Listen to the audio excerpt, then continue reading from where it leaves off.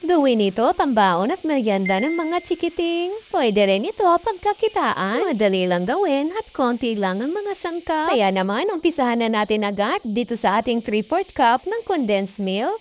At sunod natin ilagay ang 1 tablespoon ng butter. Kung walang butter, pwede kayo gumamit ng margarine. Once tunaw na ang butter, pwede na natin ilagay ang 1½ cup ng desiccated coconut. At tuloy lang natin ang pag-mix hanggang sa mapuha natin ang tamang consistency. Gaya nito, ilipat lang natin ito ng lalagyan at palamigin. Gagamit lang tayo dito ng panukat para pantay lahat ang ating gagawin na coconut balls. Nalagyan lang natin ito ng palaman. Cream stick ang ginamit ko, OV flavor. Pwede kayo gumamit ng ibang flavor na paborito nyo. Napakasarap talaga nito gawing panghimagas. Ayan, at pwede na natin ito i-coat dito sa desiccated coconut.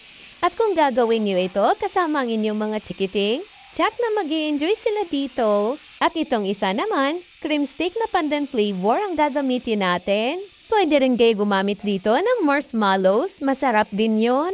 Same lang ang proseso, i-coat lang natin ito dito sa desiccated coconut. Sa pang-coating natin, pwede rin kayo gumamit ng powdered milk. Pwede rin po ang Milo.